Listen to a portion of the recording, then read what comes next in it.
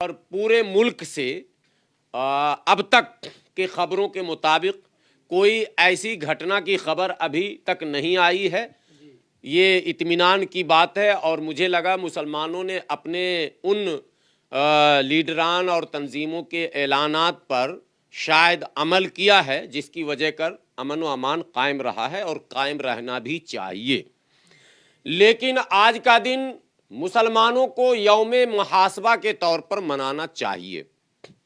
कोई काला दिवस, पीला दिवस, गम का दिन, फलां का दिन, ये लफ्ज़ अब जो है घिसा पीटा सा लग रहा है, पुराना सा लग रहा है। ये मार्केट में अब चलने वाला नहीं है, चूँकि ऑलरेडी जिस मस्जिद को तोड़कर मंदिर का निर्माण हुआ, उस मस्जिद को जो 6 दिसंबर 1992 को जब शहीद किया गया था, तो 6 दिसंबर 1992 से अब तक मुसलमान यौमे सियाह मना रहे थे। मुसलमानों का एक बड़ा तबका मनाता था, हर साल मनाता था। इस साल भी आपने 6 दिसंबर पर देखा होगा, जंतर मंतर पर प्रोग्राम हुआ था, यौमे सियाह मनाया गया था। दूसरी जानिब गैर मुस्लिम भाई हमारे जो हैं, या यूं कहें हिंदू भाइयों की एक तादाद है, वो शौर्य दिवस यानी फ़ख्र का दिन अपने आप को ही मनाते थे। बहरहाल उनके फ़ख्र में तो आज और इजाफा हो गया, लेकिन आपके काले में तो एक और नुक्ता आज बढ़ा है। लेकिन मुझे लगता है कि यौम सियाह मनाने से बेहतर है कि आप यौम मुहासबा के नाम पर इस दिन को मनाएं।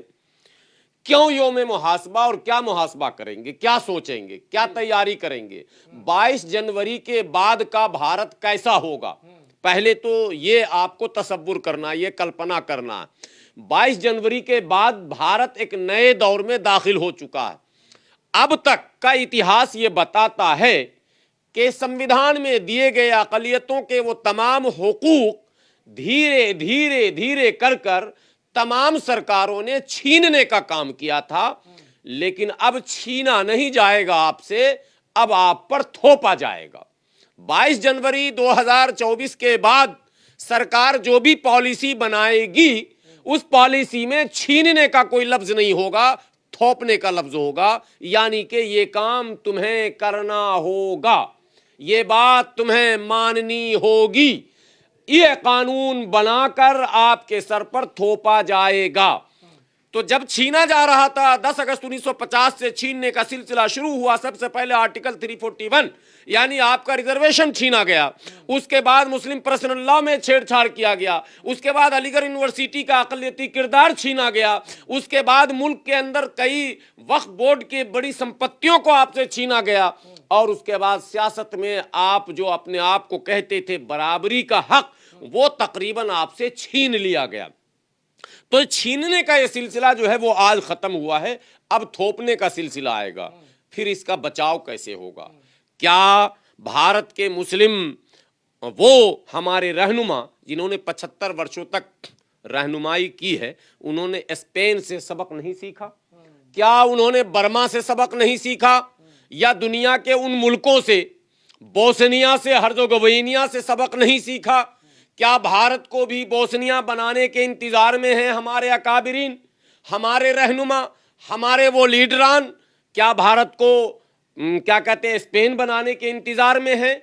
मुझे लगता है कि जिस तरह की रहनुमाई अब तक की गई है, ऐसा लगता है कि अगर रहनुमा यही रहे और इन्हीं के हाथ में अगर लगाम रहा इस कौम का, तो भारत को बोस्निया बनने से और भारत को स्पेन बनने से, भारत को बर्मा बनने से शायद हम रोक नहीं पाएंगे। इसलिए आज 22 जनवरी को मिल्लत के नौजवानों से, मुल्क के मुस्लिम नौजवानों से मैं हाफिज गुलाम सरवर ये अपील कर रहा हूं कि आपको इस मुल्क में अगर इज्जत व आबरू के साथ रहना है और अपनी आने वाली नस्लों को बावकार जिंदगी देनी है, तो आपको 2 चीजें करनी ही पड़ेंगी। और 2 चीजों में पहले नंबर के हाथी को, घोड़े को, गधे को, उल्लू को, कुत्ते को वोट दे देंगे, मगर कांग्रेस को वोट नहीं देंगे। शर्त नंबर 1।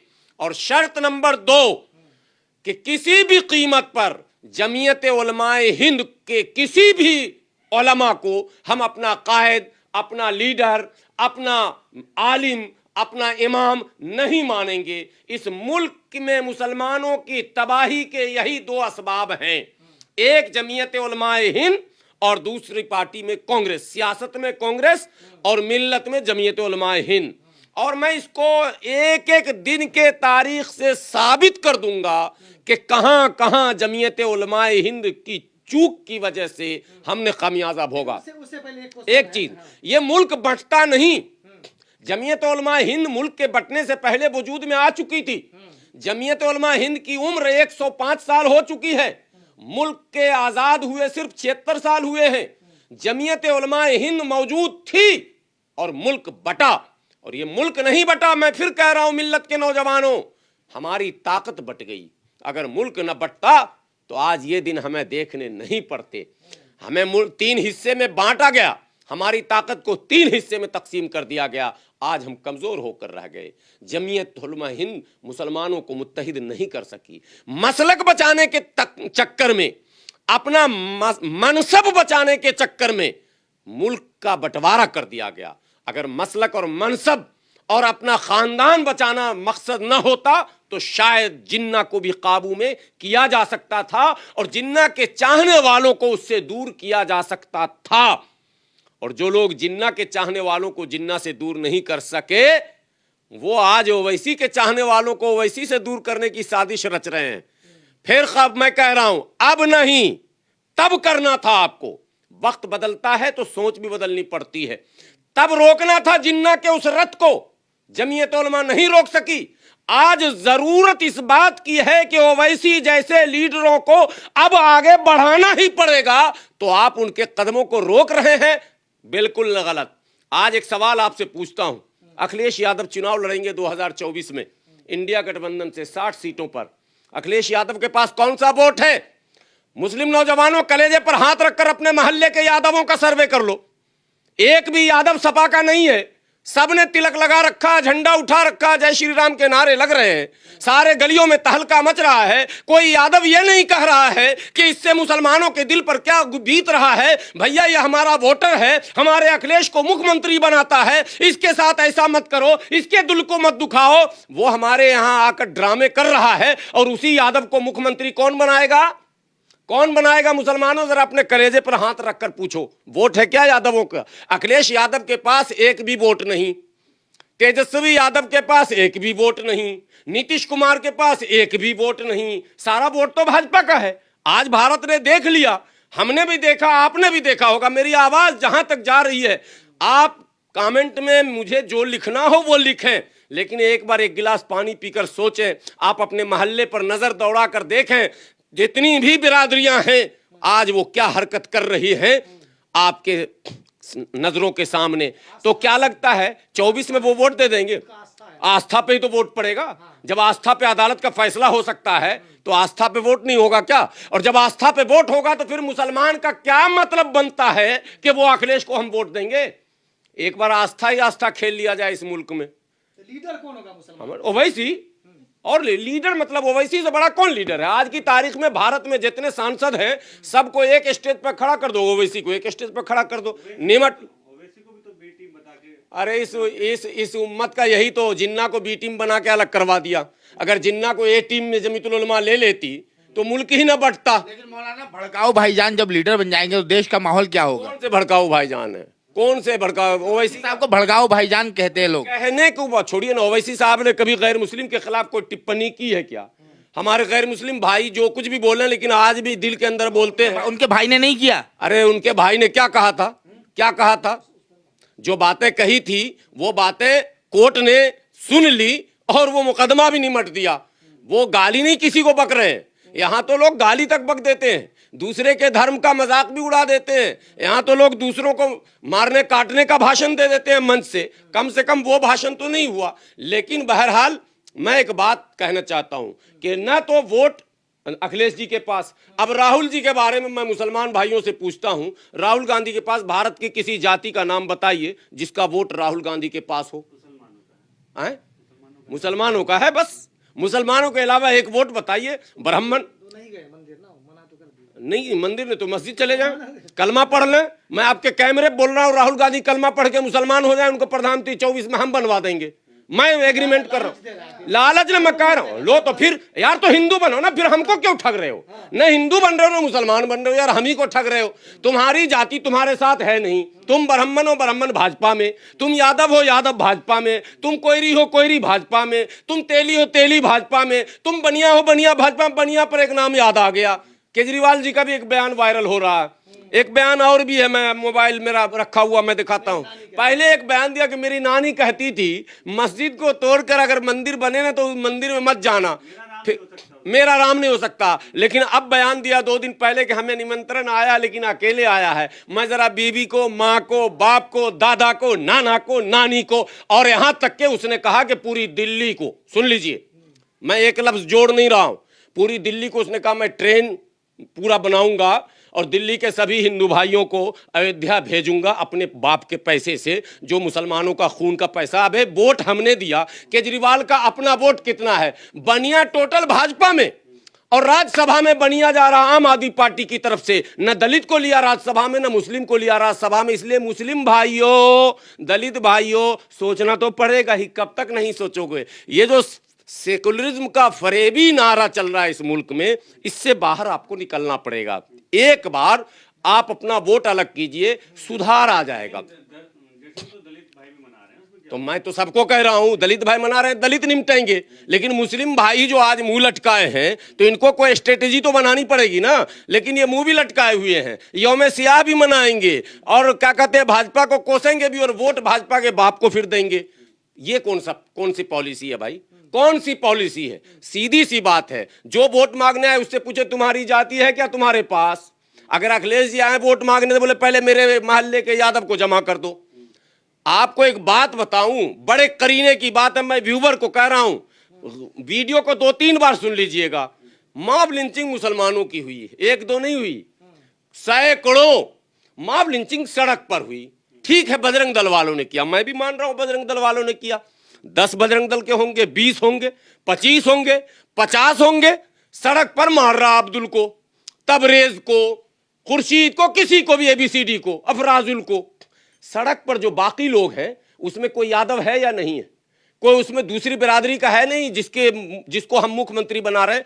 एक वीडियो सिंगल भारत में ऐसा दिखाइए कि 10 यादव पहुंचा हुआ है, भाई इसको मत मार नहीं सकते, ये मेरा वोटर है, ये मेरा सपोर्टर है। नारा देते हो यादव मुस्लिम भाई भाई दोनों, जैसे दूध मलाई, और दूध और मलाई दोनों आप ही गटक कर गए, हम तो जो है वहीं के वहीं खड़े रह गए। इसलिए ये फरेबी नारे बंद होने चाहिए। मुसलमानों को 2024 में अपना वोट पहले अलग करना होगा, उससे गिनती भी सामने आ जाएगी, जनगणना फिर से हो जाएगा। 10 साल से जनगणना मोदी जी नहीं करा रहे हैं, 2011 के बाद अभी तक जनगणना नहीं हुआ है।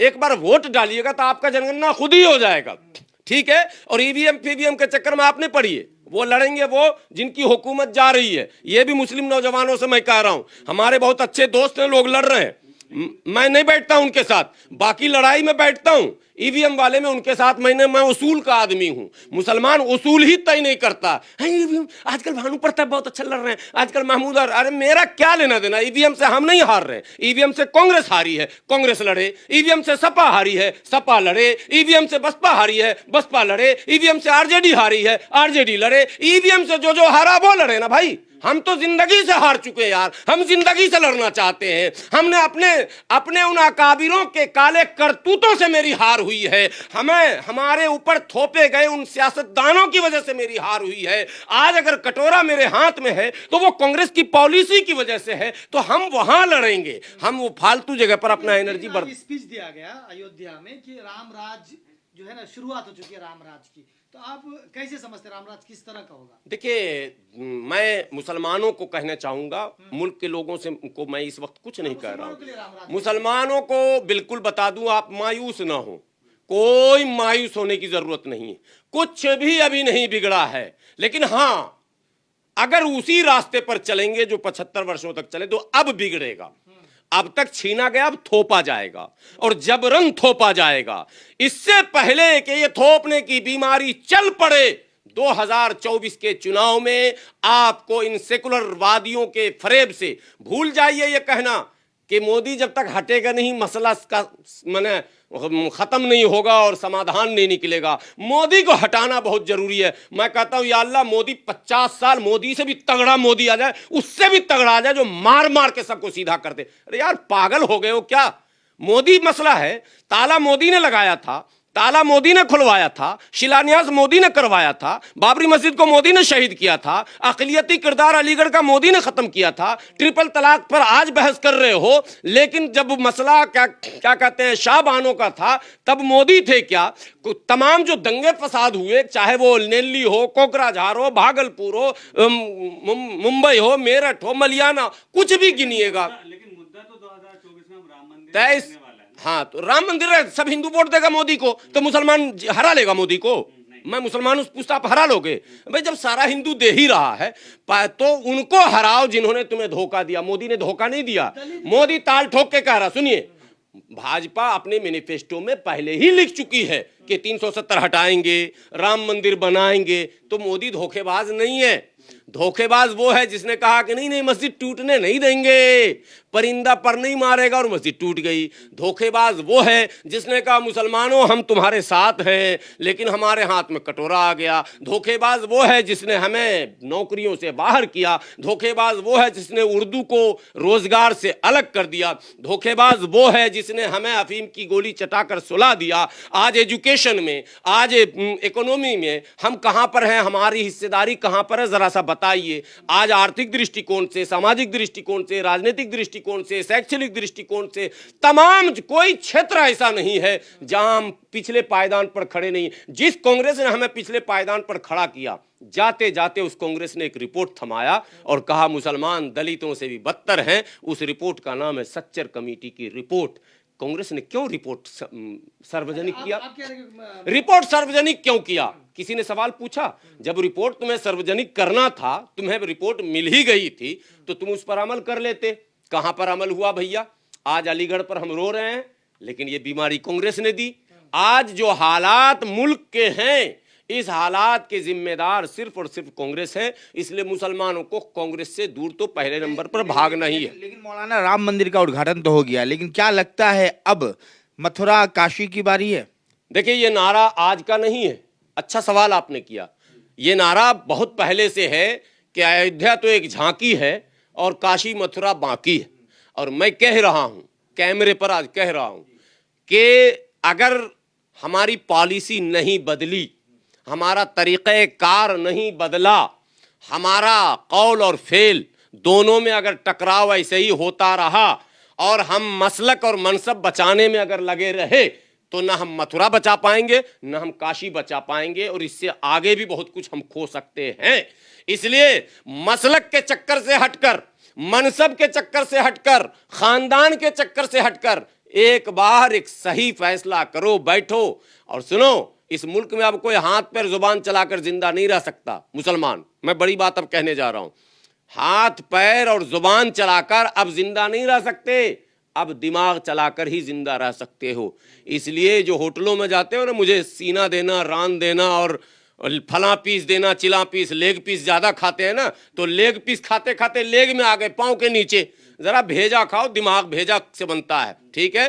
तो ये मुसलमानों को सोचना ही पड़ेगा कि दिमाग से ही हम जीत सकते हैं। वो कहते हैं कि अयोध्या तो एक झांकी है और काशी मथुरा बाकी है। और हमें कहना, वो उनका ये नारा एक और था जिस पर मुसलमानों ने ध्यान नहीं दिया।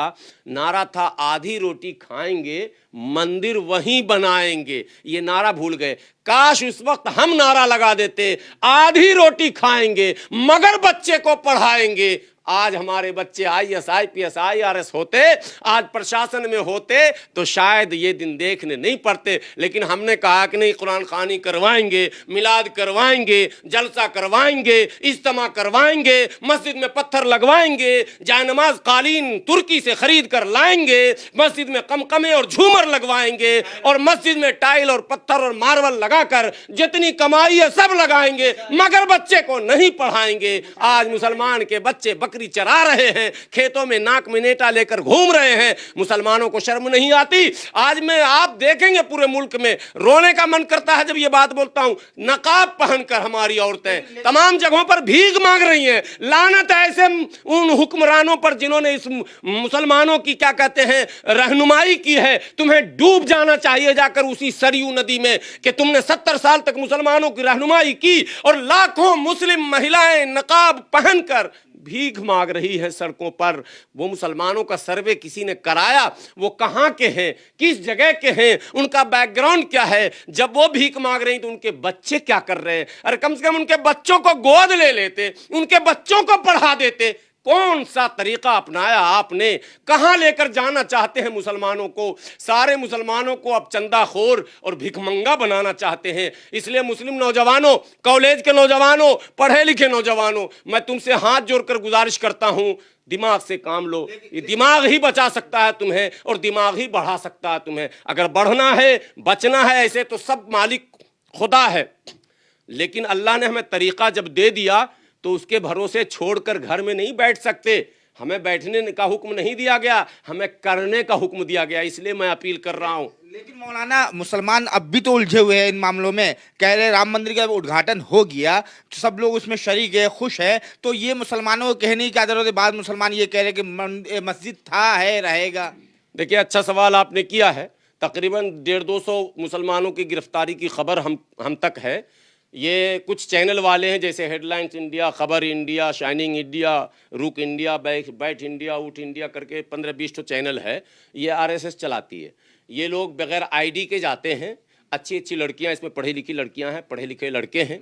मस्जिद के गेट के सामने, अतीक वाले मामले में भी इन लोगों ने यही किया था, मस्जिद के गेट के सामने खड़े हो जाते हैं और सवाल करते हैं। इन्हें पता है भारत का कौन हिंदू है। मैं हिंदू भाइयों से पूछता हूँ कि आपको जो फर्जी खबर बताई गई कि राम मंदिर तोड़कर, मैं फर्जी कह रहा हूं, मैं नहीं कह रहा हूं, सुप्रीम कोर्ट ने कहा मंदिर तोड़कर मस्जिद नहीं बनी, वो फैसले में लिखा है, मैं उस पर अडिग हूं। तो फर्जी बातें बताई गई, लेकिन आपकी आस्था थी तो आपके कलेजे में चोट आया ना, और हमारे नजरों के सामने मस्जिद तोड़ी गई। आज मंदिर बन रहा उस पर, मतलब मैं खुश हो जाऊं, जबरदस्ती खुश हो जाऊं? आप सोचिए कि मेरे में गम होगा कि नहीं होगा, हम उदास होंगे या नहीं होंगे। हालांकि हमारे अपने लोगों के कारनामे की वजह से सब कुछ हुआ, लेकिन मेरे नजरों के सामने हुआ। तो सवाल ये मत कीजिए आप हमसे, ये सवाल जब आप करेंगे तो उनको पता है कि इनका तो दिल जला है, तो वो माइक लेकर आते हैं। हाँ, क्या कहेंगे, आज राम पर मंदिर का प्राण प्रतिष्ठा हो गया। अब कुछ हमारे बेचारे मुसलमान, अल्लाह भला करे, कुछ नौजवान वो जोश में आके बोलना शुरू करते हैं और वो गैर कानूनी बातें भी बोल जाते हैं, बस उनकी गिरफ्त होती है। ये भी एक षड्यंत्र चल रहा है। मेरे भाई, मेरे नौजवान, माइक पर मत बोलो, और बोलना हो तो प्रैक्टिस करके बोलो।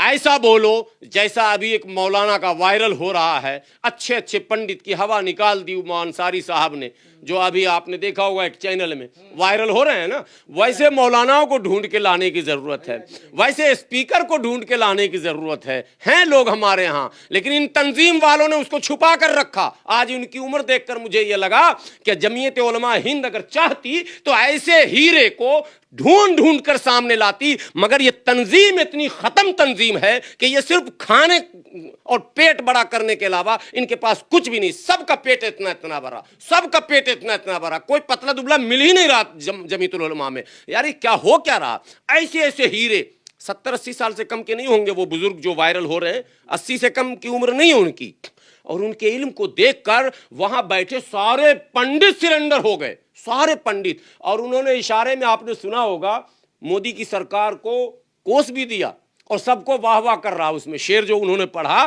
तो वो शेर आप फिर से सुन लेंगे। मोदी सरकार को इनडायरेक्टली उन्होंने अपने शेर में तानाशाह, बेलगाम और मुल्क को बर्बाद करने वाला बता दिया, मगर माहौल ऐसा उन्होंने बना दिया कि वो पंडित जी जो मोदी भक्त बैठे थे वो भी बोल रहे वाह वाह वाह वाह, और वो एंकर भी बोल रहा वाह वाह। ये कला जिसके अंदर हो उसको आप कैमरे के सामने लाइए, ये भी जरूरी है। आम लोग इससे बचिए। आम लोग, आम नौजवानों पर नजर है उनकी, कॉलेज के नौजवानों पे नजर है उनकी, इमामों पे नजर है उनकी। लेकिन मौलाना, क्या ये नहीं हो सकता कि एक नई सुबह का आगाज हो, शुरुआत करें, सब कुछ भूल जाएं, एक नया भारत का ये शुरुआत आगाज हो? नहीं, वो तो हम लोग बहुत कुछ भूले हैं इस मुल्क में। हम लोग तो मुजफ्फरनगर भूले, मेरठ भूले, मलियाना भूले, भागलपुर भूले, कोकराझार भूले, नेल्ली भूले, गोवंडी भूले, जमशेदपुर भूले, अलीगढ़ भूले। अब क्या आप चाहते हैं हम अपने आप को भी भूल जाएं क्या? इतना कुछ भूले तो बाबरी मस्जिद भी भूल नहीं, बाबरी मस्जिद तो हम भूले हुए ही हैं, हम कहाँ याद कर रहे हैं? आप मेरे घर पे आके याद करवा रहे हैं ना, मसला ये है। कौन लोग है फिर कह रहे हैं कि मस्जिद था, है, रहेगा? मैं कह रहा हूं कि आप जब कैमरे लेकर हमको कुरेद रहे हैं, आप मेरे घर पर आकर हमको जबरदस्ती याद करवा रहे हैं। भूल तो लोग अपने माँ बाप को भी जाते हैं, भूल तो लोग जाते हैं। अगर हमारे वालिद का इंतकाल हुआ, हम कब तक रोएंगे? 1 घंटे, 2 घंटे, 4 घंटे, 2 दिन, 4 दिन। मेरी वालदा दुनिया से चली जाएगी, कब तक रोएंगे? 2 दिन, 4 दिन, 10 दिन। भूलते सब है, ये तो इंसान का नेचर है भूलने का। लेकिन आप बार बार प्रोवोक कर रहे हैं, आप याद करवा रहे हैं। क्या जरूरत था? सुप्रीम कोर्ट ने भव्य आयोजन कहा था क्या? सुप्रीम कोर्ट ने आपको मंदिर बनाने कहा था, ये नहीं कहा था पूरे मुल्क को राममय करके, कानून की धज्जी उड़ा के मुसलमानों को चिढ़ाइए बैठकर। ये तो नहीं कहा था सुप्रीम कोर्ट ने, लेकिन आपने किया ना। तो आपने किया इसलिए ताकि इनको याद दिलाओ, मुसलमान देखा ना, तोड़ दिया ना, बना लिया ना, फिर जब ज्यादा उड़ेगा मैं काशी भी तोड़ के बना लूंगा, ज्यादा उड़ेगा मथुरा भी तोड़ के बना लूंगा। ये एक मैसेज देने की कोशिश की गई सरकार की तरफ से। इसलिए मैं मुसलमानों से कहता हूं, और उस मैसेज में सभी लोग शामिल हैं, सबके बयान हैं, इतना लंबा वीडियो नहीं होता, केजरीवाल का तो गिना ही दिया, कोई इससे बचा उचा नहीं है। इसलिए आप लोग 2024 में सावधानी बरतें, और वो सावधानी भाजपा हराने के लिए नहीं, अपना वोट गिनाने के लिए बरतें। आखिरी सवाल करेंगे, काशी और मथुरा का बाबरी वाला तो हाल नहीं हो सकता, ये आप कैसे कह रहे हैं? ना ऐसा हो सकता है? क्योंकि हो सकता है, हाँ, वही कह रहे हैं। बिल्कुल हो सकता है, कुछ भी हो सकता है भाई। किसी को आप ये न कहें कि अब इम्पॉसिबल है, सब कुछ पॉसिबल है। जब हुकूमत की मंशा ये हो और उनको सपोर्ट उसी से मिले, वोट उसी से मिले, तो वोट की पॉलिटिक्स कौन नहीं करेगा? अगर वोट ही मंदिर मस्जिद पर मिलने लगे तो भैया मंदिर मस्जिद की ही सियासत होगी। तो वोट देने वालों को सबक सिखाने के लिए मैं अपने मुसलमानों से कहता हूं, मैं हिंदू भाइयों को क्या कहूं कि तुम मंदिर पर वोट नहीं दो, वो तो दे ही रहे हैं, तभी तो सरकार बन रही है, और वो अब और देंगे 24 में। 400 पार का जो दावा हो रहा है वो यूं नहीं हो रहा, उनको कॉन्फिडेंस है, उनका सर्वे है इस पर। इसलिए मैं कह रहा हूं कि एक बार अपना वोट अलग कर लो, ये बाकी टें पे चे जो है ना, ये सीधे हो जाएंगे।